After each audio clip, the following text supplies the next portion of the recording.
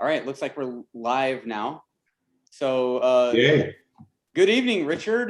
Just heads up, everybody. This is Richard Stanboli from Attack Performance, or Fresh and Lean Attack Performance Yamaha Racing.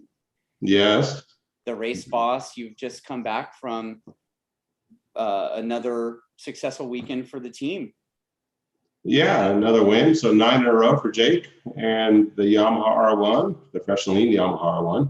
Yes. And yeah, so far so good. Leading the championship by pretty safe margin, but man, it's only halfway, so you can't take anything for granted. You know, the other guys came out swinging as I thought they would. People don't understand it. They go, oh, that's a local track, but it's really a local track for anybody who's ridden MotoGP or World Superbike, which Baz has done both. Right. Same with Barbara. I mean, all those guys, Barbara did, I think, 6 years in MotoGP, so he's been there a bunch of times. And Baz was there on a World Superbike, and Baz was there on a MotoGP bike as well. So you know, it was an interesting race. I don't think I didn't think we came.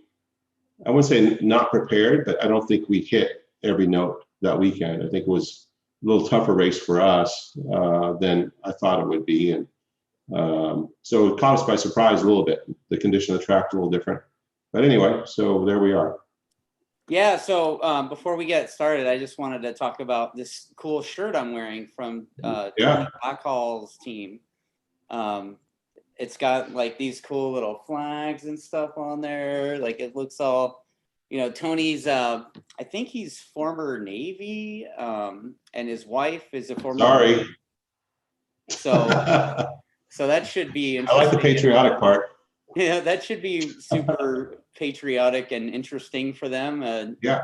You know, former Marine married to a former Navy. Like that's kind of a unique experience in itself, you know. And just a heads up, Tony does have Attack rear sets on that R6 of his. So nice. You know, we need to. What's the name of his team? Blackhall Racing. Is that the one with the dagger in the middle of it? His is the one that's got his R6 painted up like in a 9/11 tribute thing. Oh, okay. There was another team out there with a trailer. I've seen in a couple events. They have the T is like a dagger shaped. Yeah. And they had one of the can't remember what it was. They have one of the charities, like military charities, on the side too. Yeah, it might be them then. I'm not really sure, but I did notice that they I guess a lot of their crew throughout the season are local vets. Oh, nice. So they have that going, and then they do this thing where they stuff like sort of like a backpack thing, like one of those drawstring backpacks. They stuff that a bunch of those worth of stuff to give away, and they make the person that's stuffing it fill out like a card, and then they basically compile all of these little bags and they ship them off to a unit overseas. Nice. It's kind of a cool thing. Yeah. Little bit of patriotism in today's crazy upside down world is. What's so crazy about today's world? I turned off the news. I have no idea. That's the best thing ever. That was the best therapy I did for myself this winter. You still see it, you know. Yeah. It's hard to avoid, but you know, I'm like, a building fell down in Florida? What do you mean a building fell down in Florida? Yeah. I have no idea.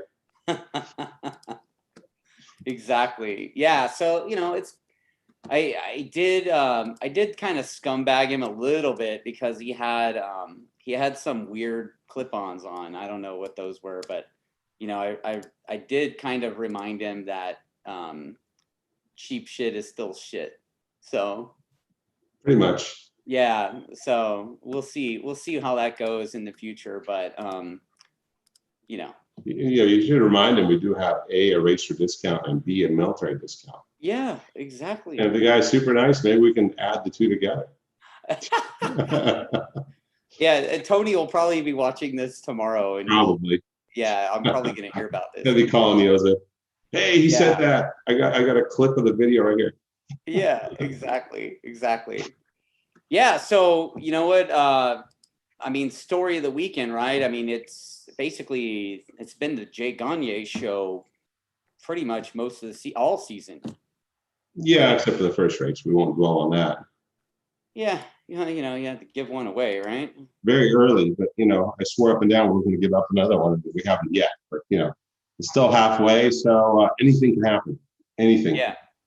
I mean, anything, and then it's wide open, right? I mean, you got a guy riding a motorcycle, defying the laws of physics. Anything can happen. Right. This is also. I mean, you have your other rider, Josh.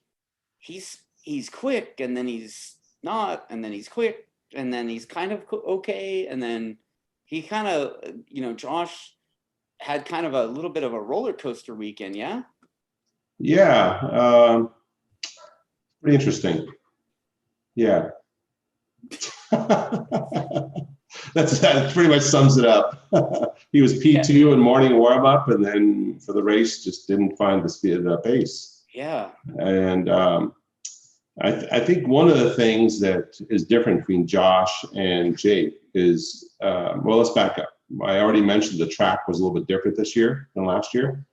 I'm not sure how different it was, because if we'd have gone there with Cameron again, then we could have actually judged how different it is. Because I looked at the lap times, and honestly, hate to put it this way, but it kind of looked like it was a race for second last year.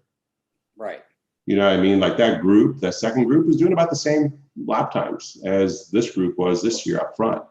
So it kind of looked like the race for second instead of the first place guy bugging out like Cameron did last year. Right. So just as a perspective, when they had that in race 2, when they had that little bit of drizzle. Yeah. And everyone was kind of, wow, it's kind of sketchy, this and that. Well, Cameron went about the same lap times as the guys did in the race in that drizzly condition. So I don't know how much worse the track grip was versus having a little bit of wetness on the ground. Do you follow what I'm saying? Yeah. Everyone was saying, hey, the tires fall off dramatically after the couple laps. So, it affected the way they can maintain their pace. And you saw the pace fall off. It was almost like running Pirellis, Really? So with that said, Josh is kind of doesn't ride the bike as loose as Cameron does. If you look at the bikes, Josh is more in line. He uses a lot of traction control. I mean, every time he hops on the bike, he pushes that thing down to -2, like maxes it out, like straight away. So I'm trying to understand if it's a fear thing, which I don't think it is, or he just likes to ride the bike in line all the time. And with the track, as it falls off on grip, you can go really fast when the tires are new, but then can't seem to find the pace when the tires get old or we don't have much grip. And again, I think we missed a little bit on the grip area, on the grip section. I think Jake could have gone a little bit faster if we would have been probably a bit better on how we applied grip to the motorcycle. So we came there with the same exact setup we had at Ridge for Josh and Jake, because that was a kind of a roller coaster track too. And, our bike is different than last year by a little bit. And so, we thought we'd be about the same pace. I did think that Baz would be there the whole time. So that wasn't a surprise to me at all, being that that's a track that he knew really well from past riding at a pretty high level, not going to a track day, not going to, club race, not even Motor America, but a high level World Superbike MotoGP, you're up against some really good guys. And so, when you race against good guys, you're going to go better. And so I wasn't surprised by his pace. The Skolt's a little better. They struggled so much at Ridge that Yamaha was kind of happy that we had a chance to look at some of their data and their setup, and we pointed out some areas where they could improve. And they tried it at Laguna, and they seemed to really help them out. We sponsor that team. They use our semi, and so we wanted to make sure that they don't fall outside that top 5, 6 area. I mean, Skolt's really struggled at Ridge. Yeah. And so they sometimes that happens. A team gets wound up in what the rider says, and then they start going down the wrong path. And that's why I have this thing I want to introduce right now. It's called the Rider Translator. You want to have a look and see what it is? Yeah. I mean, I'm sure everybody likes to see props. Yeah, this is the Rider Translator. See, this is it right here. See it? Okay. See, what you do is you wind these things up. When the rider comes in, you can't understand what they're saying. You wind these things up and you stick them in like that. Yeah. Yeah. Okay. And then what? And then they start talking and you just nod. And you pretend to make some notes and you nod some more. Oh my God. And then you go to your keyboard and you move your fingers a little bit, right? And then you say you're good to go. So then you take the translator back out so you can hear your crew. Oh my God. And then they come back in, you roll them up and stick them in again. And how's that working? Well, you get to have a little hot and cold day if you use that principle. Jesus. That's so messed up. Or you get to be Spults at Ridge. Oh man. But anyway, It's easy to get wound up with when the riders get emotional and they get illogical and all that stuff. You kind of sometimes take a breather and go, okay, man, chill. Let's get the track map out and see where we're at. And it's a high risk sport, high stress sport. You're riding at the highest levels, and everyone wants to perform, and there's a lot of pressure on the riders. So sometimes it's really, really easy to get lost in all the settings and all the electronics and the tire choices and suspension choice. I mean, there's an infinite amount of directions you can go. You know, I want to go soft spring with lots of preload. I want to go the stiff spring, less preload. I want to, high oil level in the fork, low oil level in the fork, high spring rate, low spring rate, lots of preload, high front end, low front end. I mean, you can go in circles. Yeah, exactly. So you need the Acme Rider Translator. Yeah. And that usually calms everything down. Wow, man. During the weekend, I think it was Friday morning, I was talking to somebody and I get a text message from Marcus. And I don't know if you know, but Marcus, one of my guys, like he got hired on by Moto America to do timing and scoring. And he's the CRA timing guy too. So it's probably pretty helpful to have him over there learning like. Really? Because Moto America timing and scoring blows sometimes. Yeah, well, I mean, anybody that was at round one of CRA knows like Marcus needed to be there. Okay. Yeah, of course. So hey, man, it's your first event. You can't kick yourself that hard. Come on. Right. So I get a text message from Marcus and he says, "Hey man, you need to tell your boy to slow down." I'm like, "Which boy are you talking about?" And I guess he says, "Yeah, Josh is going purple in pit lane." I was like, so I was like, "Okay." Really? Huh. Yeah. He usually rides the pit limiter on. Strange. I think it was like one of the he like entered pit lane from the track and then went right back out. Oh. So, I don't know. Jake did that once during qualifying because everyone was messing around with each other. He was like, "Man, I gotta let these guys go." So he just drove through pit lane and went back out and did his lap. Yeah, but it was kind of funny seeing purple in pit lane. I was like, yeah, that sounded pretty funny to me. So yeah, the guys at Moto America have been really, really helpful with helping us out with our, immigration issue with Marshall having to work remotely in Nova Scotia, the other side of the planet, basically, out in, over there where there's lots of fish and fishermen. But anyway, so they've been helping us out with trying to get us a good internet connection every racetrack we've been to. And the track actually set us up with a Ethernet cable, this last one, and same at Ridge. So it's been super helpful. Yeah, it's pretty funny watching you after every practice session and every race, box your couple of laptops up and stuff, unplug them, tuck everything in, and walk back to the rig with them. So and the modem. Yes. And Marshall, yeah. We call it Marshall. AKA the modem. The modem, yes. Yeah. 2 laptops, one for Marshall, one for myself. The server laptop. And then John's got his own laptop and a modem. Yes. It all goes back and forth every session. Yes. But it was cool that you guys had the Ethernet just plug in, plug and play, right? Yeah, So, both at the truck and at the hot pit. So yeah, it was like we never left the office, you know. It was pretty cool. so race one, look, Jake gets out and he's kind of gone. But Josh was right there. I don't know if Jake was gone. I mean, he won by like 8 tenths or something. Well, I mean, he's gone out front. Yeah, he got to the front. Yeah. Yeah, so Baz basically didn't let him go the entire race, which is impressive, for this season being what it's been, to have somebody that close and be that close and putting pressure the entire race. That's like a step, it kind of made it exciting. I know Jake after the race was telling me that he was pretty ticked that he was that close, but yeah, he was kind of pissed off actually. Yeah, it reminds me of Cameron at Road America. We first unloaded the bike, and he went out and did some laps, and he was like 2.5 seconds faster than everyone. Right. And then he comes in after the session's up, and he leans over. He's like, "Am I still 2 seconds faster than everyone?" But he was serious. He wanted to maintain that gap.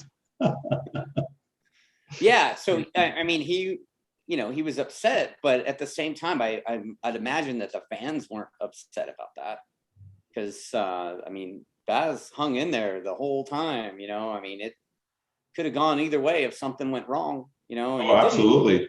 Fortunately, it didn't. But well, we ran 2 different tires too. I mean, Baz ran the 197, which is what they call the red tire, and we ran that 129, which is the green tire. One's like so soft, and the other one's super soft. Both of them are pretty soft. And Laguna just it's for a long time now. It's always lent itself to really soft rubber, and it could have gone either way. I mean, that 129 could have been good at the end. It could have been crap at the end. And Baz's seemed to hang in there. So I had a chance to look at all 3 riders' tires at the end of the at the podium there, and Baz's looked actually pretty decent. I was surprised. His bike looked pretty stable. Yeah, and so the start of that race, Josh looked really racy. He was in there, he's scrapping a little bit, and then that red flag came out, and I mean, obviously you guys don't get to change tires or anything during a red flag, but I mean, it's like, after the first lap, he wasn't the same dude, Yeah, the tires do a drop, and when they come and sit, they seem to change characteristic a little bit. Yeah. And Jake could get along, like I was saying earlier, Jake could get along with that change in the tire drop a little bit easier than Josh could, just because of different style.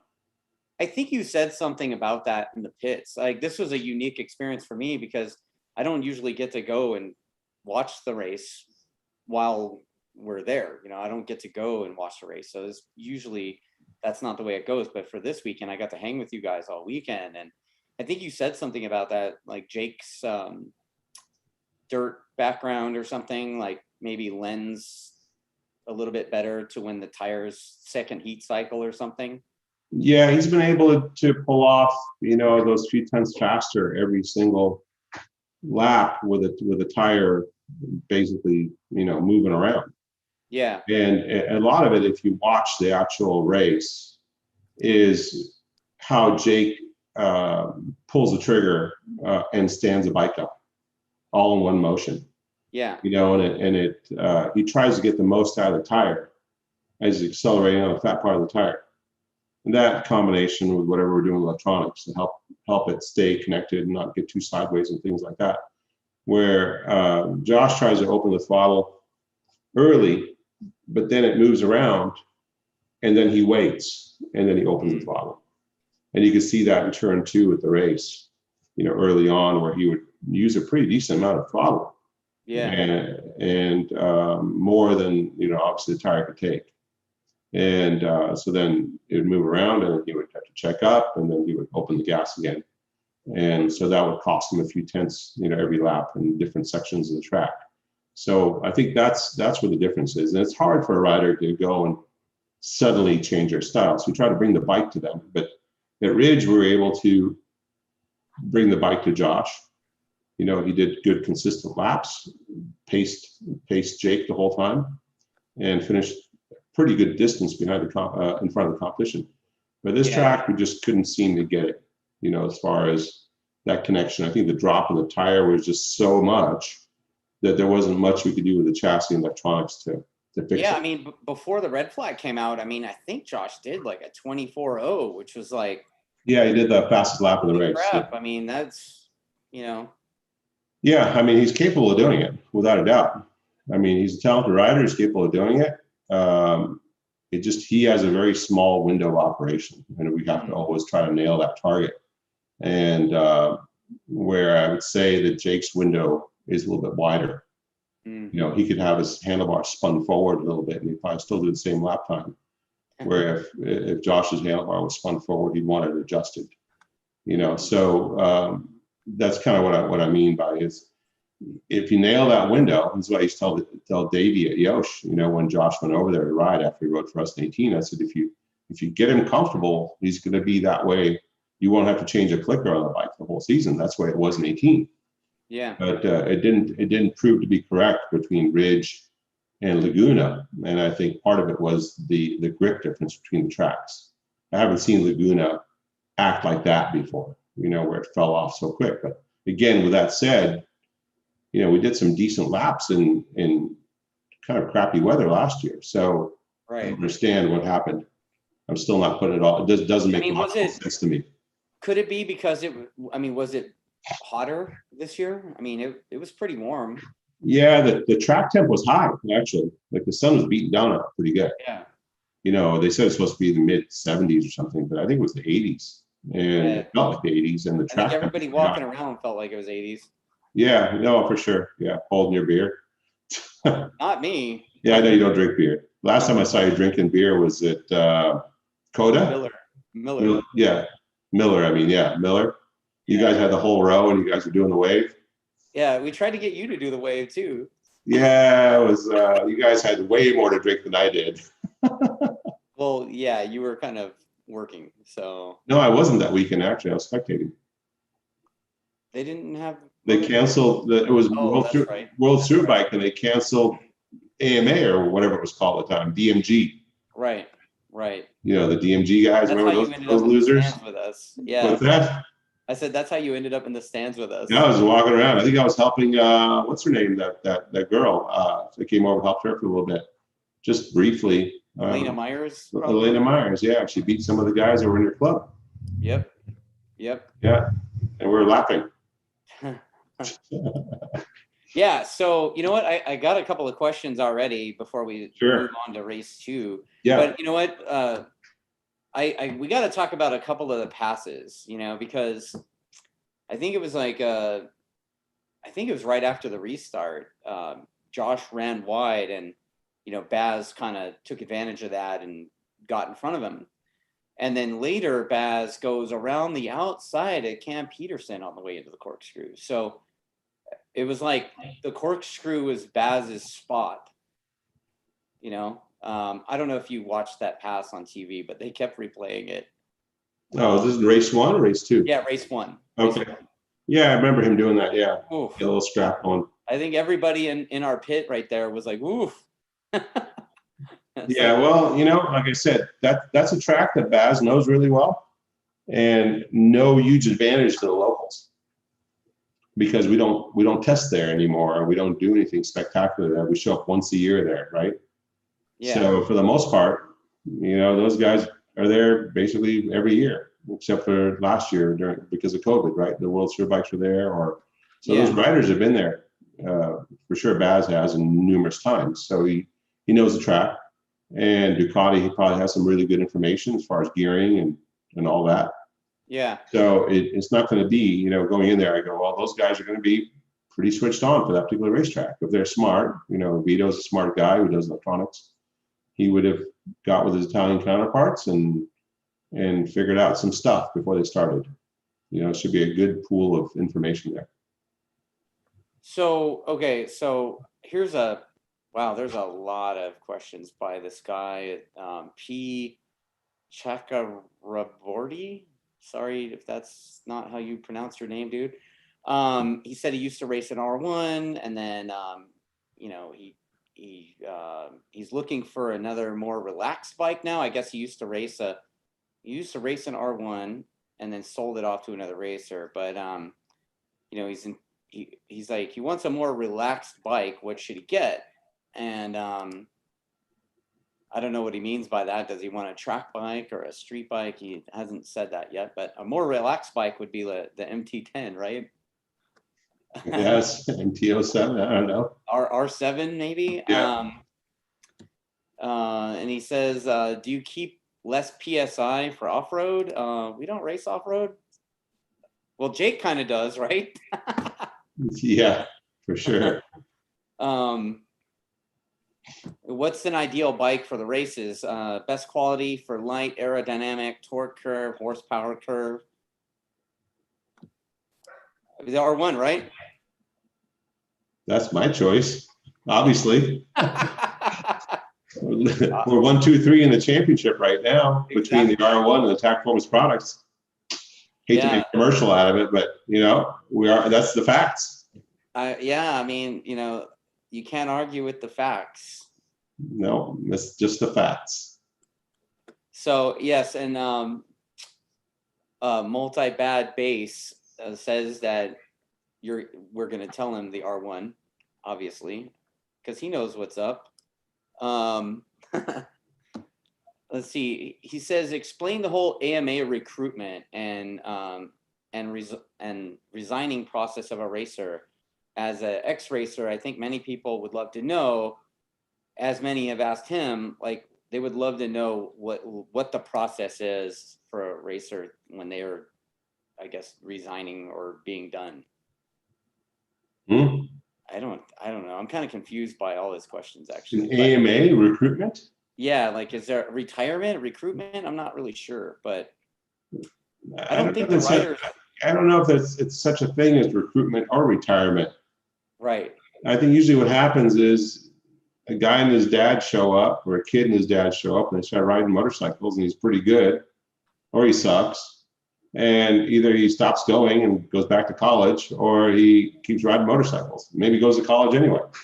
And then, you know, he wins some races in the lower class, and then somebody notices him going really, really fast, because there's always guys like Tom Halverson or Jim Roach or one of those guys at the racetrack that are looking at the riders and paying attention and making notes and go, hey, that kid's pretty good. And then next year around, they give them a little support. And then after that, they might end up on a team like ours. Yeah. And then they retire when they stop performing, or they get injured, or have constant fight or flight responses when they're riding the motorcycle, and they get scared, and they lose their nerve, or they don't think it's worth it anymore. Then they stop going to the races. Well, a prime example of what you just described was that 600 kid this past weekend. You know, I mean, he's a Corey Ventura. He's that AFM kid. And, yeah, he was doing good. Yeah, and I think he was on the podium both days, right? Yeah, I think so. I watched part of the one race. It was pretty good. Yeah, I mean, he gave those guys a little bit of a run at the beginning, kind of faded at the end. Yep. That's how I saw the last few laps. Yeah. I mean, he kept Richie Escalante behind him most of that second race, and I mean, to be able to do that in that class is pretty impressive, right? So. Yeah, so I mean, guys like Richie and SDK and that Ventura guy, and even I think in fourth was what's his name, Mark Roseman's guy on the R6. Was it Smith? Smith. Yeah. Smith. He was riding pretty good too. I mean, he was right up there with those guys for a little bit, but you know, couldn't quite hang. But you know, so that's what happens. You get in those classes and you kind of push hard and try to get a job on a super bike or a super stocker or whatever. You just keep moving up the ladder, and then if you're good, you know, like Jake or Josh or Cameron, you might be around for a number of years. Yeah. You know, and if you suck, then you pretty much get retired. Right. Or sometimes it's not your choice, right? Even though you're still kind of capable of running at the front, but you're old. No, that's not true. I think that if you're winning races and you have the fire and you have the desire and you can bounce pretty good still. I mean, I crash up too much stuff, but when you do, you're healthy, you're training, you can go for a long time.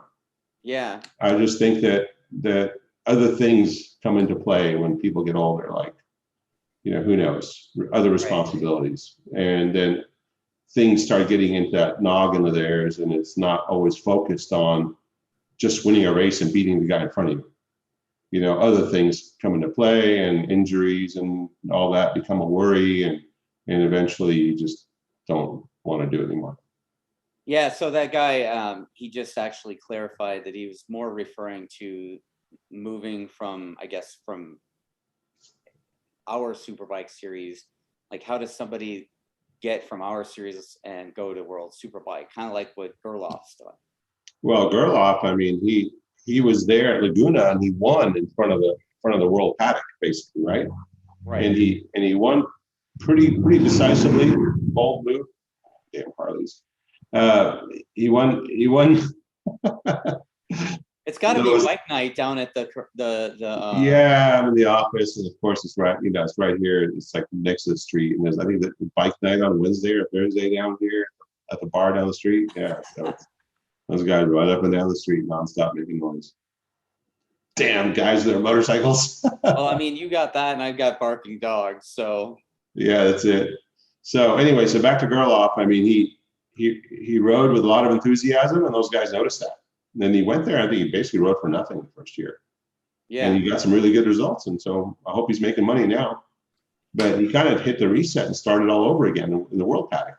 Right. After he did really, really good on 600 here, and just smashed everyone for the most part.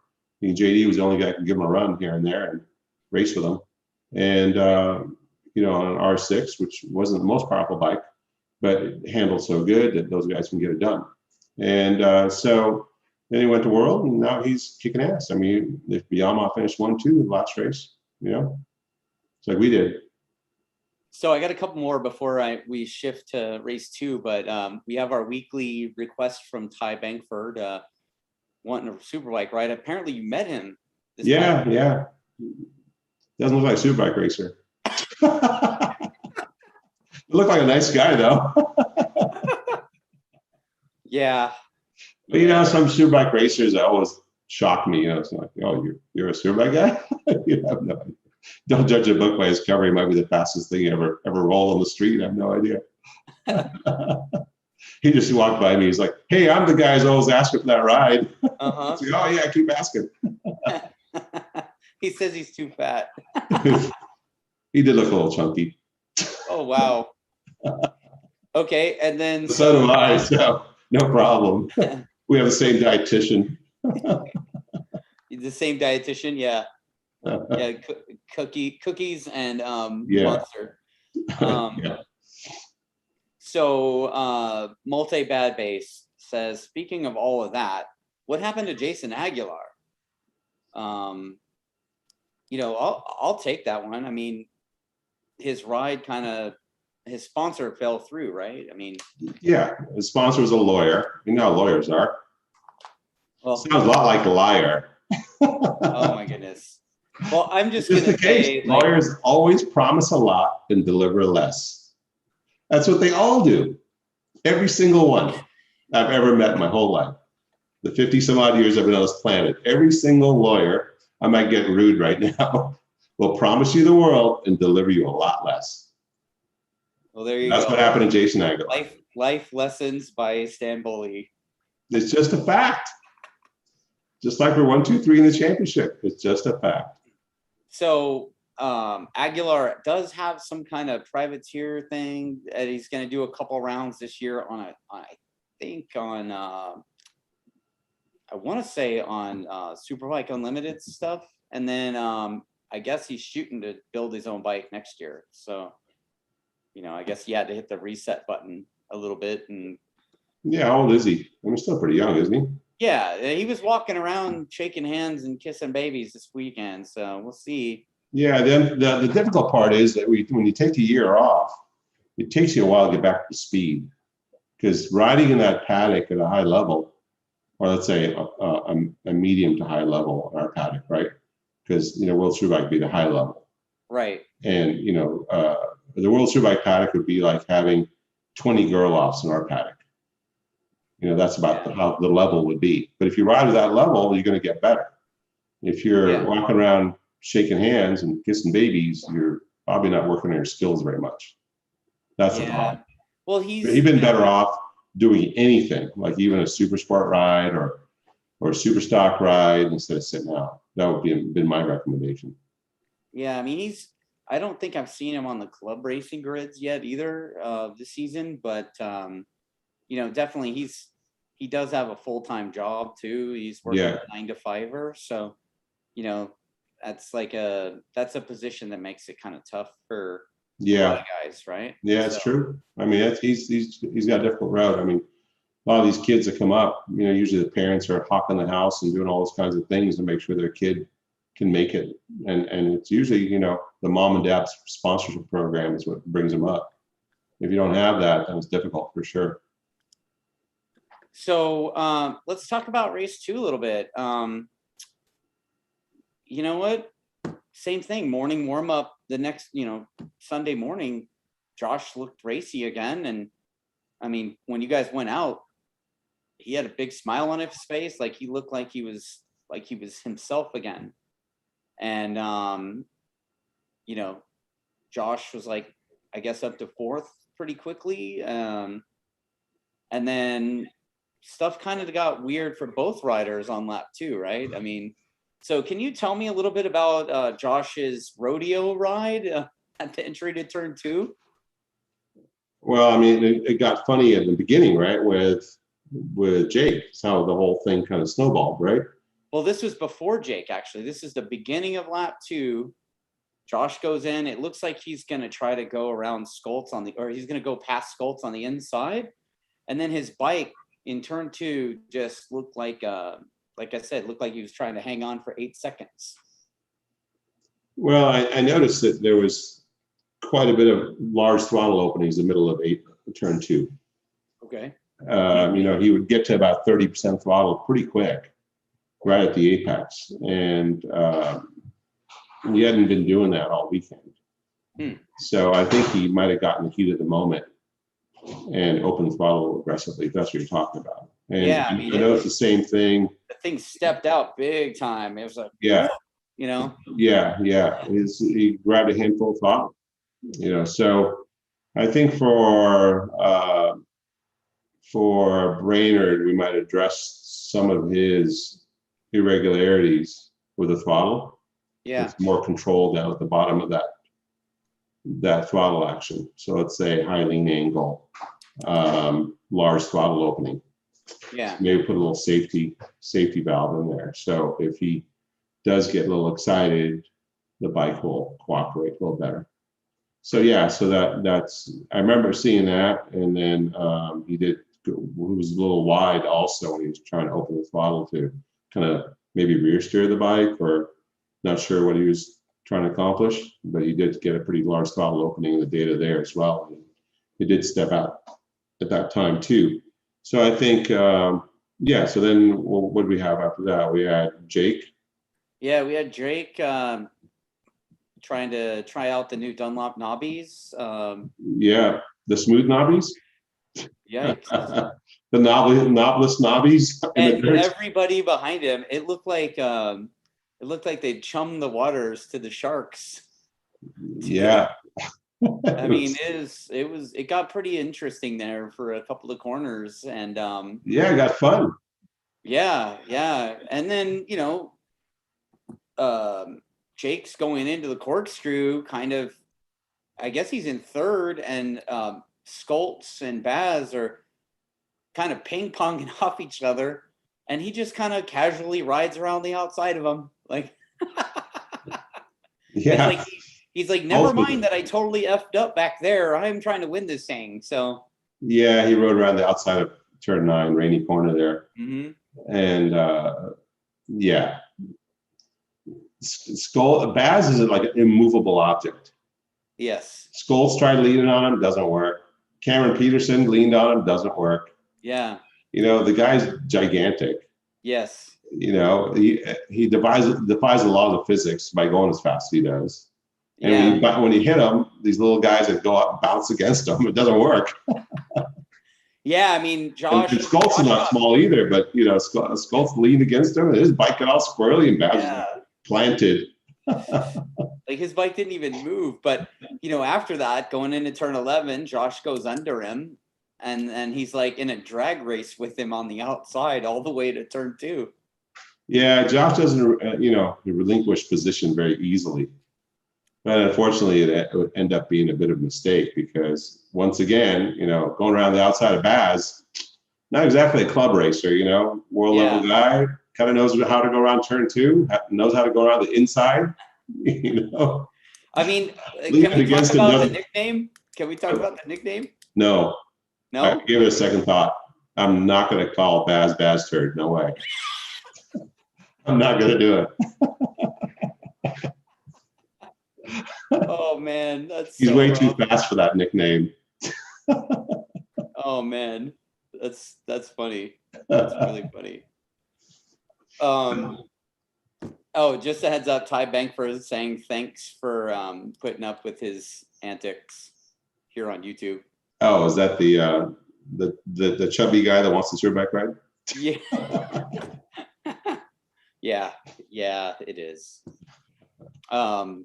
Yeah, so you know, after that, after the antics happened, you know, and by the end of the second lap, it was basically the usual. It's like an average Moto America weekend, right? I mean, Josh was I think he was just a little bit off after that.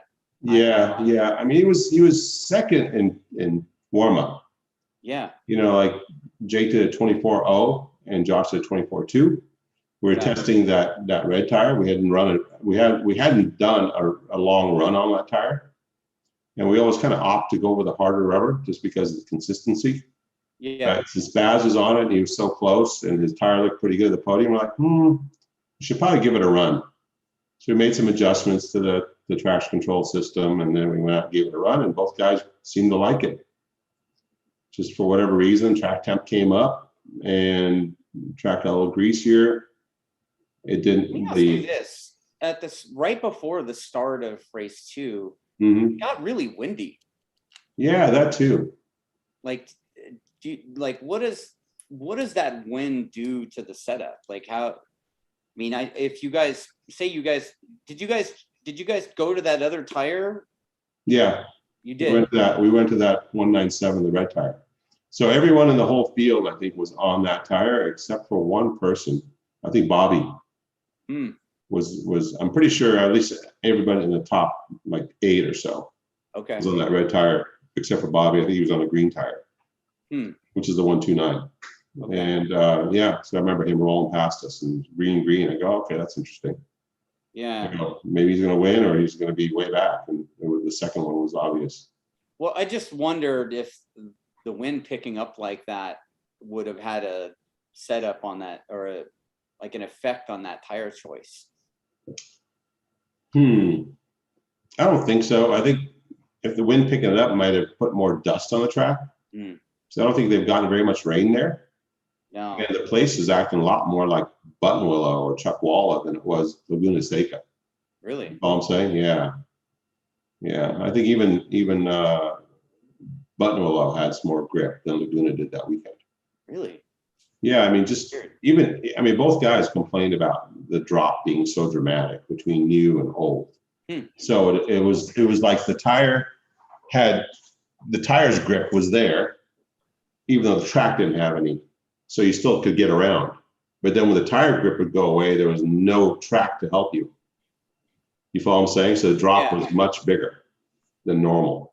All the tires drop, you know, when they're really cherry new and you go out and do some laps, like first 5 or 6, pretty good. And then they start to give up a little bit. And then you go into a pretty good pace after that. Like that's the case at Ridge. You know, there was a good pace almost the whole race. You know, the initial drop, and then it wasn't very much, like a few tenths, maybe a half second at most. But at Laguna, it was pretty dramatic, and for Josh, it was quite dramatic. So you know what? I got a couple more questions from people again. But let's wrap up the race 2 stuff. I mean, it looks like, I mean, you guys, Jake ends up P1 again and Josh P5 this time. And, looking at the championship points, you said you're halfway in, right? So, I mean, Josh isn't really that far off. He's only 15 points out of P2. So having the long season, I mean, what do we got to do to get the Maniac back that we got a Ridge? Yeah, the Ridge Maniac. Yeah. It's a good question. I've been asking myself that for the last 10 races. On our end, we're just gonna keep plugging away. I know Josh is training hard, and I looked at data for the last 2 days, and there's some irregularities in his riding that we need to address. And once we get, which is difficult, because I think that his riding has changed since 2018. Whether it was the Suzuki or the BMW after that, it's changed a little bit.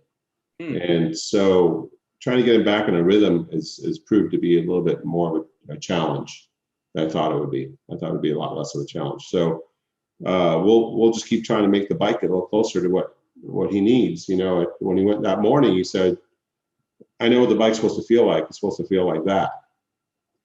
So, okay, we know he went good at Ridge. So you look at some of that data and you see, what did he like? How was the EB? How was the TC? How was all the things functioning? You try to replicate that at the next racetrack to see if you can give him the same feel. So probably we'll put what we had at Ridge on for Brainerd. Okay. But Brainerd is proven to be almost the same kind of weird grip that Laguna had. Because remember when Jake had his crash there? Yeah. It was like a no throttle long slide. Yeah. Some of those you can't stop with electronics and all that fancy wizardry, Yeah, you said it was inertia. Yeah, slide. Yeah. It just kept on rocking, didn't grip. Just kept on going around, spun them around and flipped them off. Yeah. And I don't know, Skulls crashed there. I think Peterson crashed there. I mean, guys who aren't big time crashers crashed up some stuff. Yeah. And it should be. I would say that Brainerd race should be, I would think, relatively close, because Jake only had part of one day there, because he crashed the one session. He rode the R7 in the other sessions. Yes. Where Baz did 2 solid days there. And so he got a lot of laps there, and so did Skulls. Yeah, I think didn't Baz do like 90 laps or something crazy? Bobby did 100 laps in one day. Yeah. 100 just for the people. It's like 100 laps is what we get in a whole Motor America weekend. 100, 105 laps. Yeah. Maybe 110. He did that all in one day. Yes. That's a lot of laps. I think in as comparison, I think Jake did about 35 laps the first day. So I don't think he did that many, honestly. I think it was more like 27. Something of that nature. Right around 30. Yeah. So right around 30. I think he did a few more laps in the R7 that counts. Right. But so I think the Brainerd thing should be interesting, because it's a pretty level playing field for the guys that have been there already, and maybe Baz has a little bit of an advantage since he did more laps. Yeah, maybe. Be able to come out swinging. So and Skulls. Yeah. So you know what? Let's talk about attack support a little bit. I had I'm going to segue this into Max Flinders a little bit, but I was talking to Max, and I looked at his bike, and I tried to get him to get some attack stuff, and he's like, oh, I'm only interested in making my bike go a little bit faster. But I don't think he realizes maybe whatever it is that he's using. I don't even know what it is that he's using, but typically when a team in the paddock is buying attack parts, you're pretty willing to help them, maybe even more willing to help them than if they're not, right? Well, I mean, that's a fact. Yeah. You know, like for instance, like I said earlier, we were willing to look at even Stoltz's when they got stuck. We're willing to give them a hand with electronics. I mean, I know those guys are pretty switched on, but every team gets stuck every now and then, so it's nice to have a fresh set of eyes on it. Yeah. And so, you know, even though they're competition, we really think of it as a 3-rider team. Yeah. Yeah, because they have our semi, they have our product, and it's the same extends to Dunham. You know, Melissa came to the truck and said, "Hey, we're really struggling with a engine braking, this and that." So we pulled out a clutch out of one of our spares and, you know, gave it to them, and they were able to use it. And he went a second faster. So yeah, I mean, we're willing to support all the guys in paddock that are on our product, or Yamahas for that matter. Yeah. You know, we do give a little bit of support to the Landers characters too, you know, that team there. And they don't use our product, but if they need some help, we're gladly help them. Tom might come over and ask some questions, and you know, we'll have a look and try to help them out with that. So yeah, we consider it kind of the Yamaha Attack family. That's kind of the way we set up that one test at Brainerd. Yeah. All Yamaha Attack people for the most part. You know, so we all kind of shared the expense and made everything a little bit cheaper for everyone. Right. So it's kind of the way we look at it. You know, I think Max has bought some kit stuff from us. He did. Yeah. I was gonna say that he bought the kit stuff. He's got the ECU and harness and the cable, the tuning cable. Yeah. And you know, he actually this is kind of cool. He and a few other riders have told me this as well, is they've learned how to use it by watching our series on it. Yeah, no, you'd be surprised. I mean, even Melissa was like, "Okay, I watched that video," kind of thing, and she's actually pretty switched on to like, "Hey, okay, I got my torque curve here. Now, what does this mean again, right here? And how's this come on?" And you know, so it's kind of cool showing her some of that stuff. Like, should I clip here or should I do this or that? And I keep forgetting that there's no sectors on that system. Yeah. Like, oh, for this corner you should do this. For this corner, oh, wait a minute, you can't do that. Okay, for this corner, no, you can't do that. So I remember early on, Joseph suggested that, I don't know if it was Max's sponsor or dad, that, hey, we have a Morelli system here, like an extra kit system that we purchased for Aguilar that we end up having here, a brand new system, you know, but I think they didn't want to go down that path. Yeah, I mean, you know, like even, okay, for instance, Jeff Perk, right? He bought a super bike from us and has a Morelli system on that bike, and we give them a start map every track we go to. So this is the way we're going to start. This is the exact same stuff that Gagne and Heron have. So here you go. Put that in your bike and come back if we get an update. And his guy Brad might come over maybe the end of the first day and go, "You guys have an update?" "Yeah, bring your jump driver over. This is what we're doing now with the throttle and the engine braking, this and that. How'd that work for you?" That kind of thing. It only takes a few minutes out of our time. Yeah. You know, and a little bit of time for Marshall. I noticed something interesting with Max and talking to him. I mean, he's definitely doing, I don't know if you remember the chat with Kyle Wyman, but you know, Kyle said, if you want to go superbike racing, just go superbike racing and figure it out. And I think Max has done a pretty good job. You know, he's like kind of that quintessential privateer guy in a van, like an old Penske truck or whatever, right? Or a no, you had a newer box van this time. It still looks like a rider truck. No, I don't know. Maybe we rented one, but it was pretty. It looked like it was new from the back. That was kind of parked behind him at some point. And like, it was kind of newer. I think they have a wrap on it. I think they have a wrap on it, but it's a box truck, right? And you know, like I said, quintessential privateer. But you know, in superbike racing, maybe I was talking to him a little bit about putting data on his bike, you know, maybe that would help him a little bit with the tuning of that electronics. Like he doesn't have anything. I think it would help him, you know, and that means welcome to come over and ask us what gearing we're running and all those kinds of things. Yeah. Not a problem at all. You know, I mean, if we're willing to help Skoltz, who's second in the championship, you know, if anything happens to Gagne, the guy's going to inherit the championship lead for the most part, unless Josh jumps ahead of him. You know, if we're willing to help him, we have no problem helping Max. Wow. All right, Max. So get her done, dude. Within reason. I'm not clicking on his clickers. Right. Yeah. All All right. So there's a bunch more questions now. Yeah. Gee. Okay. Let's see here. Chris Tori says his question is, should he convert his 16R1 to 20 plus electronics to operate, to optimize his, his traction control or whatever? Or, like, would it be cheaper to, like, what's the process to do that? Like, I've heard people talking about doing something like that, and it seems Well, that's a good question. The injectors are a little bit different, the top injectors. yeah. They're in a different location. The drive-by-wire motor is a different location, so you have to do some wiring work. It should be all very similar.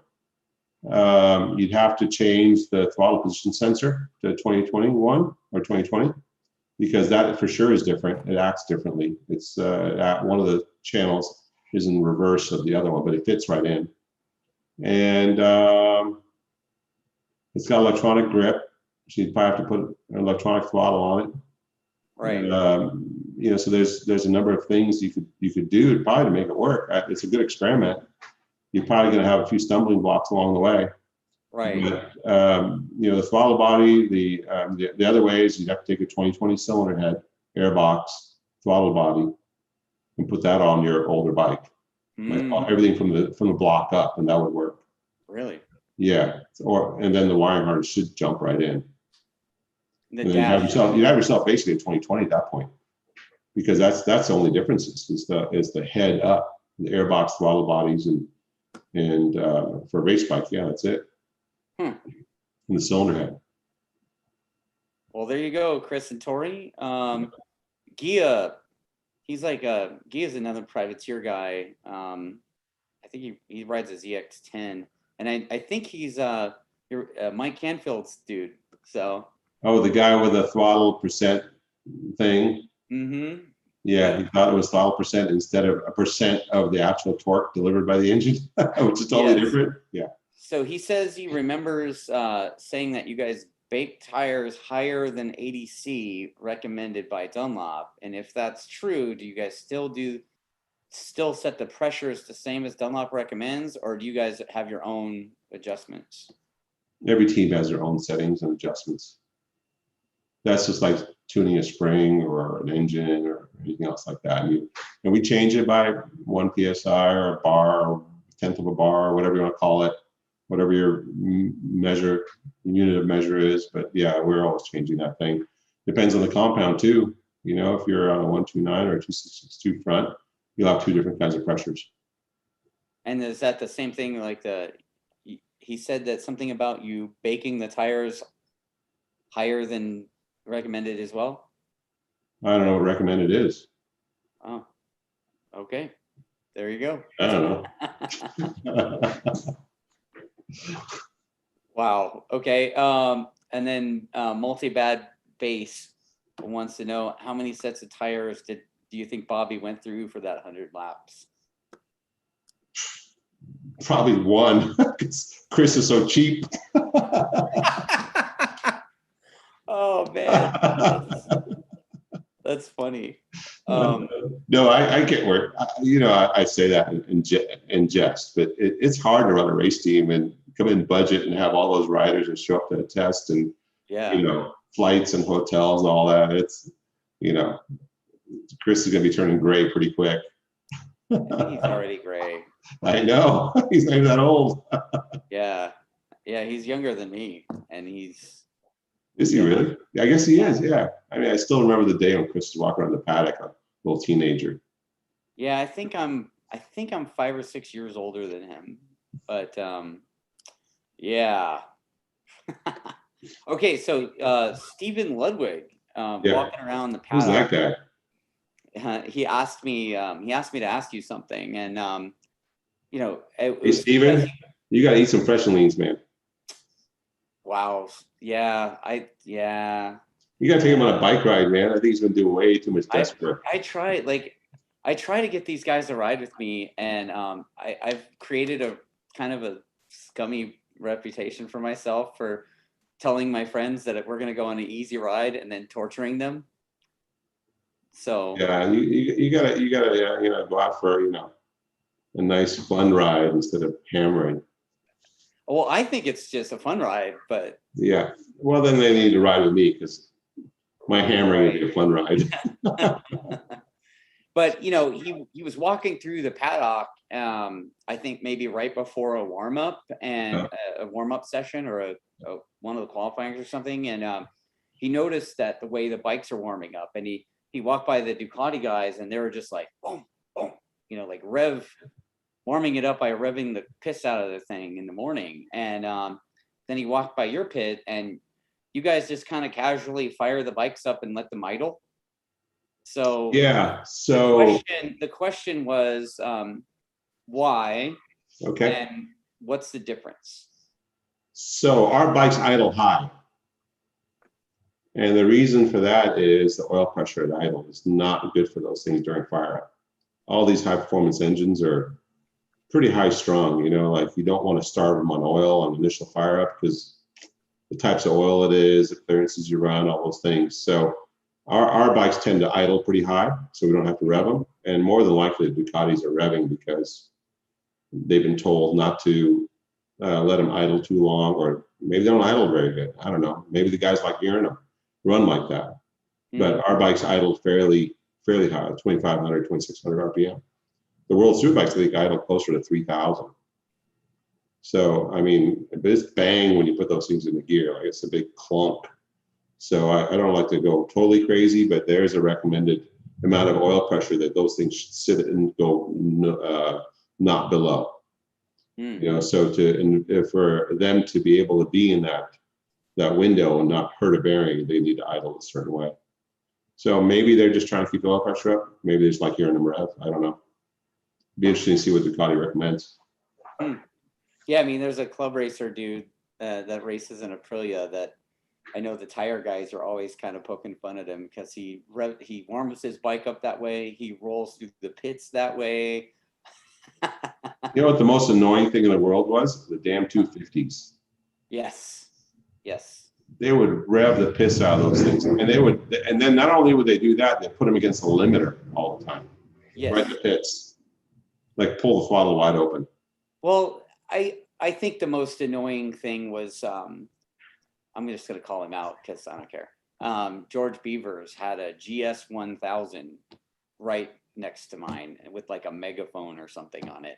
Old school. He would fire that thing up, and I was like, "Are you serious right now, dude? It's before 7. Like, it's too early for that." Or maybe you're just too old, Dustin. This was a million years ago, but still. I remember those bikes with Big Willow. Yeah. There was always some guy with a megaphone, like a Bassani pipe or something. Yeah, Super Trap or something. Yeah. Yeah, the Bassani from 1984. Yeah. Yeah. So, okay, that kind of makes sense, I guess. I mean, I just kind of follow your lead when we warm up the bike. I just kind of do what you said there, And then Matt Knudsen, he says he's got 2 questions actually. Okay, you're probably silent. It's probably Knudsen. Yeah, it's probably Knudsen, but it's me. So he says, number 1, does Richard have any input on rider selection for the team? Or does he have to just take whoever Yamaha signs? And then the second question is, are there any riders in the current classes right now or lower tiers that you would like to work with if a seat were to become vacant or available? Good question on the last one. Don't know. Haven't thought about it yet. But yeah, we have some influence. We collaborate on that. But for the most part, if Yamaha signs someone said, we really like this guy, then sure, salute and move forward. Got your orders and you move along, And it was the same with Jake, when we did the deal to take over the official team in 2020, they said, what do you think of these riders? And I said, oh man, that's cool. I mean, everybody listed was a qualified rider. And they said, well, we think we like this. And they picked Jake. And I said, well, he's had kind of a rocky road, but cool. We'll work hard with him and we'll make it happen. Yeah. And you know, it's worked out well.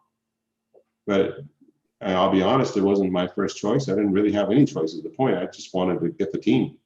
Yeah. You know, so I'm like, I'll take whoever you got, as long as it's not Mark Miller. Wow. Yeah, no ride for the thriller. No. I mean, that dude's older than me Yeah. by quite a bit. Yeah. But yeah, so okay, that kind of answers that, doesn't it? I mean, there's some riders out there. I mean, you know, Richie, right? Escalante'd be cool. Yeah. He's doing good. Sometimes it's hard to pick because you have to think of it as, is the level they're riding at equivalent to the wins they're getting? Mm, In other words, how saturated is that field? Like, is 600 really that saturated? Is it that talented? Is it like Girloff, Beach, Bobier level when those guys are at 600s? right. You know what I'm saying? So it's hard to say. You got to look at lap times. There's a lot of things you got to think about. You know, you might plop those guys on a superbike and they're on their way back. Yeah. Or, you know, they could be like Cam Peterson, who had a really good run on the super stalker. I think it would be more interesting is if you put him on a super stalker, like what Josh did in when did we win the championship with him, with me most? 16. Yeah. You know, he was on a stalker and he could race at the front of the superbike pack. You know, when you do that, you get on a stalker and you're in the superbike field, it's kind of a good judge of where you're at, because you have these guys at high level. You're on the same tires. You may not have the same electronics or the same suspension, but you're probably hanging it out for a few laps. You know, and if you can if you can nibble away at some of the back markers, like guys on real superbikes, we were able to mix it up with them, kind of like what Cam Peterson did last year. And then, you know, think doors might open up, a ride opens up, you know, like M4 had a ride open up and boom, Cam was slotted in. So that's kind of the way it works. In the 600 field, don't know, is SDK really that fast? I haven't seen him on anything else. You know, is Richie beating SDK sometimes? Last year he won a championship, looked pretty good. You know, would he be good on a superbike? Hard to say. You know, don't have a real good, you know, ABC of that thing, you know, A equals B equals C type scenario. Yeah. I mean, so like you said, they kind of got to prove themselves. Also, like, you know, going from a 600 with virtually super minimal electronics, that's got to be a jump too, right? Yeah, I think so. You know, I think that's why I think the superbike class, the way it's structured now, mirroring World Superbike, made it really good for Girloff to just jump over there. Yeah. You know, he had a feel for what the electronics were like. He had a feel what the bike felt like. He went over there, rode the exact same motorcycle, just a different level of electronics. The engine package was probably even stronger here, you know, and then he started kicking ass. All he had to do was learn the tires and maybe learn the crew and little Italian, you know, or Spanish, you know, and the way he went, now he's doing really good. So same kind of thing. Yeah, I think if it'd be nice to have, if the class was so strong that there was a junior team. If we had a junior team, for instance, on the second semi, let's say Westby wasn't using that semi, we had a junior team, then you could put a guy like Escalante or SDK or something like that on that team. So I do have a couple more questions from people. Tim Powers wants to know if you have any more info you can share on the R6 plans. Not at this time. There you go. Yeah, we're formulating that as we speak. But there is a plan. It's just not quite solidified yet. There you have it, dude. And then let's see, the Bearded Jixer. He wants to know what your thoughts are on maybe fielding a stock 1000 bike. Oh, for us? Mm-hmm. Kind of like a feeder into Superbike. Yeah, I mean, not really. No thoughts? Okay. Yeah. That was pretty frank.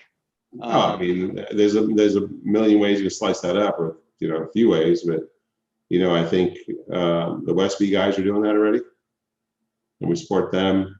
So don't need to do the same thing. Right. So Daniel Goodnight asks, is it more impressive to run at the front on a team that should be there in the 600 class like M4, or when a privateer like Stefano Mesa or Corey Ventura give those guys a run for their money?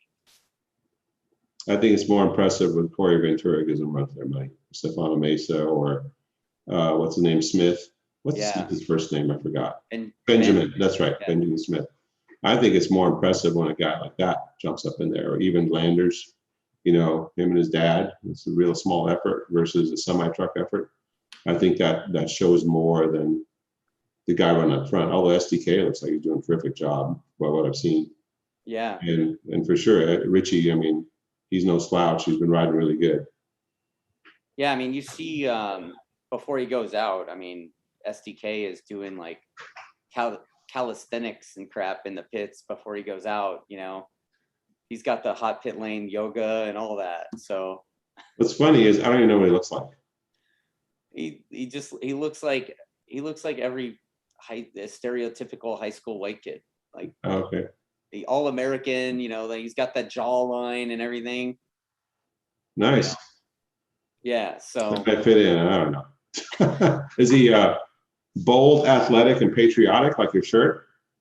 There you go. That's it. I mean, he just looks like that. He looks like an athlete, He looks like an athlete, and he behaves like one, apparently. I mean, the guy goes and stabs Richie Escalante in the neck for however long every race, right? So yeah. And both of those guys, Richie's in really good shape too. He's had I like Richie. I like his dad. They're nice people. He's got a really good attitude, and he in spite of his injuries and stuff, he still goes out there and gives it everything he's got, and then some. Kind of reminds me of Leandro Mercado or Taddy Mercado when he rode for us. The guy was really, fun to be around and always positive, always smiling, never got down. It wasn't a bummer to be around. So it was good times when that kid was here. Right. Oh, so there's a guy, his name's Jason, and he's asking about the clip-ons. Like, I guess this dude, the way he described himself, and sorry, Jason, for messing this up, but it sounds like he's like the size of a Sasquatch. Like, he's humongous. And he says like the regular bars. Huh? I don't know. It sounds like he might even be bigger than that. But he says the handlebar position on the normal offset bars or even the zero offset bars, he's just not enough. And he wants to know if you make and sell 11-degree offset bars. What size fork tube? Superbike? Probably. Oh, he's laughing now. So hopefully in the whatever second delay that he gets, he'll answer that. But I think I want to say it's an R1. I'm not sure. Yeah, but it depends what size fork it has on it. If it's this OEM R1. It's an OEM fork, I think. Yeah, I think we messed around with some level degree stuff. I don't know if we have that stuff laying around. I don't think so. Okay. Because every time we've tried it with various guys, they're not comfortable with it. For some strange reason, everyone here runs 7s or 8s or something like that. Some of the factory stuff that we have left over from 2019 Superbike program. Yeah. We had some 11s and 14s. So I'm gonna have some of those on the Raptors. That's for a Superbike fork. Right. Yeah, he says he's got a 2020 R1.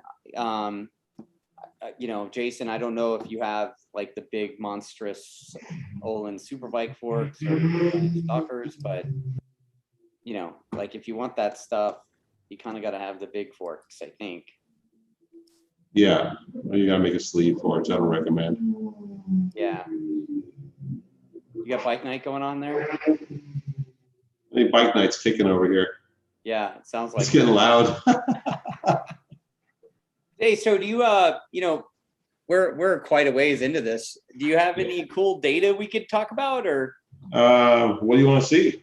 I don't know. Do you want to do Jake versus Jake again, or do you want to talk about, you want to show the data what it looks like on lap 2 for Heron going into turn 2? Sure, we can Wild do man. something. Yeah, let me share a screen here. Yeah. Here we go. Boom. You see the screen? Yeah, man. Okay, typical rider screen have been shown. So turn 2. So let's find a lap. Who are we on? We're on race 2. Heron, lap 2. That was a start. That's lap 2. So there he is, middle of 2. You can see him moving around there. And there's his little squirt of gas, 31% throttle. Right. Right there. And see that right there? That little jump in the rear Yes. speed versus the front? That's a spin. Oh, wow. So then you got, Dude, that's so cool. yeah, then we'll look at the torque request. So this is the area where, let me show a graph here. So see that right there? All that white stuff that jumped up? Yeah. That's all power cut. That's how much power cut he had as far as the torque reduction. Which rider is this? Heron. This is Heron. Okay. Yeah, exiting turn 2. Like I said, every time he hopped on the bike, he'd push that thing down to -2. So he wanted the biggest security blanket we can offer him. Basically, if we offered him more, he'd probably take it. But what happens is when you're having this much cut, you see all this cut happening. Yeah. It gives you a little false sense of confidence, and there's only so much cut the thing's going to do before it jacks up the suspension. So when you get to like 30% throttle, you're asking a lot of the engine delivery and the cut system trying to cut it. So yeah, so that's what happened early on, and then I think part of it is he's early on the riders get kind of excited, and they want to go quick, go now, and so you end up doing things like this, like adding a lot of throttle in the middle of the corner, turn 3, and then you have to settle in and accelerate. So then if we go and we show, I don't know, Jake lap, let's see, race 2 again. I mean, you could hear the bike crackling and popping. Yeah. And you can hear it. I mean, even on the basic, the GYTR electronics, you can hear it kind of cutting the power. But yeah, man, so if you see it on the graph, it's like really obvious. Yeah, so if you look at Jake's lap in turn 2, and you kind of see how he opens the throttle. It's a big consistent pull, and the cut happens almost all at once and carries on to the end of that run, because these are wheelies, and it's actually cutting, it's actually spinning. That these bikes are so powerful, you're always taking power away. I remember, I think last time I said, I'm pretty certain that our bike is probably the lowest horsepower bike out of the top 5. Because we don't really go after a bunch of power that we got to reduce anyway. We try to make the bike a nice smooth ride. And so you see this throttle delivery, pretty deliberate, boop, all the way up. Yeah. And this is something where we're trying to get the bike a little closer to Josh so you could ride it a little more like this, instead of opening the throttle and then resetting and then opening the throttle again. And so this is the area where we're kind of struggling with him, is in this area where the bike, electronics, him, suspension are all married together. And we had that at Ridge, but we lost it at Laguna for whatever reason. And you could see the same thing in turn 3. You could see the same thing turn 4, and you can see the same thing in turn 5. He does have a little bit of coast in here, which you wouldn't see with Cameron. The brake is released and the throttle's open, but it's not a very big window. And he opens the throttle deliberately, boop, straight to the stop. And he lets the rest of the bike do the trick. Now, I could probably find the lap, which I don't remember which lap it is, where he runs off in the dirt, and then you can see some of that too. Pretty fun to watch. I mean, it was pretty fun to watch, on TV.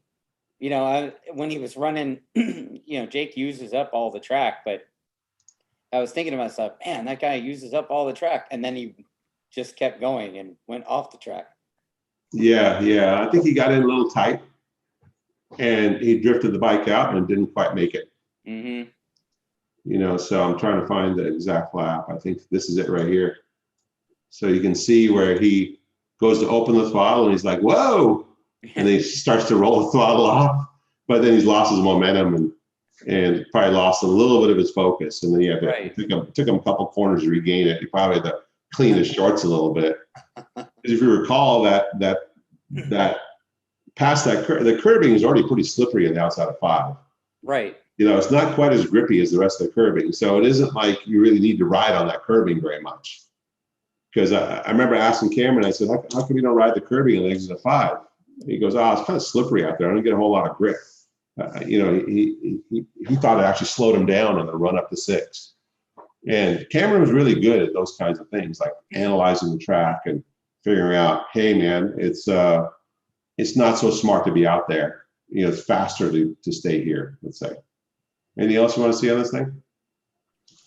No, I think that's exactly what I was looking for. You know, that was probably one of the most exciting moments of the race, and you can kind of see on the electronics what happened there. Yeah, I mean, he just shut the throttle off right there, and then he still he was already running wide, so you kind of see what happened there. You know, yeah. Oh, you know, oh, yeah. Yeah, I'm sure it's a scary moment for him, but like I said, it took him a little bit to let me stop sharing that. There we are. Yeah, so I had a couple more questions come in. That Chris Santori guy that has the 2020 swap, like he wants to know if I guess he has the YEC gearbox and can't change the gear ratios on the 16. And he wants to know if he should convert to the 20 plus so he can change gear ratios, and is that worth it? Racing World Superbike, I don't know what he's doing with the thing. Yeah. There are no classes in the U.S. that I know of that allow gearbox changes. I guess maybe your club does, right? I mean, Superbikes, anything goes. Superbike. Yeah, so our Superbike you can't. But yeah, I mean, it's always worth it to have a certain ratio that matches your track, because we're always trying to make first gear work everywhere. And if you had a little taller first gear, you can make it a little more effective, make it a little easier to dial in. There are those options for first gear in the Superbike kit, but you got to order that stuff way in advance. You might be able to get it from Yard if they have any of that stuff in stock, the endurance team. Yeah. But we don't stock any of the gearbox ratios because they're just not an item they use here in the U.S. Right. Yeah. That makes sense. And then another guy is asking about like what you use to calculate your what does he say? Like, you know, at Brainerd, like like how do you use your data to assist in your gearing? You know, for say like, you know, turn 1 and 2 at Brainerd, you're kind of leaned over. So like, how do you calculate what gearing to run for something like that? Like what sprocket combos, like how do you calculate what gearing to run? That's what the data's for. I mean, we look at every corner, and we actually have a pretty, you know, we built a pretty nifty spreadsheet that gives you some projection. Also, you can do simulations in Morelli if you want to gear up, gear down, and see what the RPM would be projected.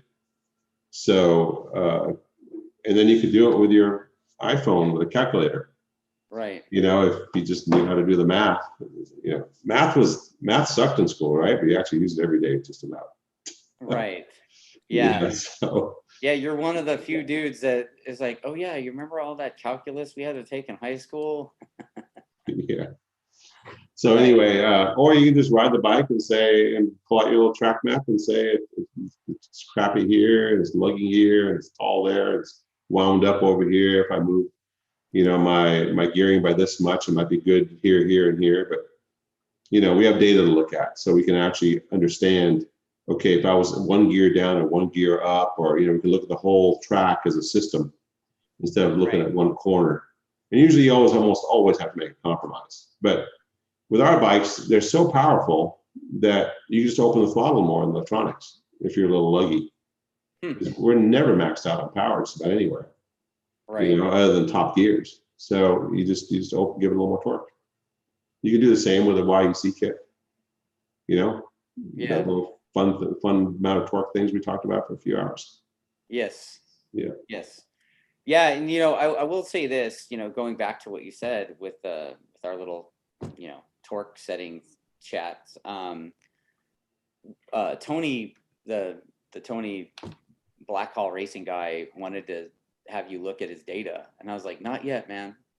It's coming. Oh, your data. Yeah, well, I said my data first, but he wants to, he's got data on his R6. So, right. Put that up and we have a good chuckle. Yeah, he says he thinks that you'll get a good chuckle out of it, because he definitely, especially at Laguna, he wasn't like, he was slower than he went last year for some reason. So, and it took him all weekend to get kind of close to where he was last year, and it was already too late. It was like the end of race 2. So, yeah, it's amazing how many bad habits riders have with their data. Yeah, and I know that even Jake's got bad habits, and they're really hard to break. Yeah. Yeah. Well, I know that his crew chief, Matt Hornshoe, is probably going to take you up on your Acme. What did you call it? The rider translators. Rider translators, yes. Yeah, the Acme rider translator. You just wind them up and you put them right in. Yeah. They're good to go. You just shake your head. Yep. You understand everything they're saying, and then do this when they do it, and they do one of these. Yeah. I think Matt and his wife Janet probably needs a pair of those. Yeah. Well, you know what? It's been fun tonight, Richard. Yeah, so you got a little bit of a break? No, we don't have any break here. Are you kidding me? I came back to a stack of paperwork from work. Well, I was going to say, you're on a little bit of a break, so maybe the dash and stuff could be added to my bike. Only if you're going to go get some data we can laugh at. Well, yeah, that's the whole point. Yeah, we might be able to pull that off one of these weekends. All right. 2 weekends. Yeah. So it's either this weekend or next weekend might be tough, because the following week I think we're leaving. Right. Yeah. So I don't know. Maybe I'll try to come down Friday or something, but maybe Sunday. Might work. Yeah. Anyway, I charge more if you help. Oh yeah, I know. Like, I don't get a discount on my own labor. Like, that's no, it's actually more expensive if you help. Yes. Fully aware. All right, man. All right, man. It's been a good time, and I guess I'll see you at the next one.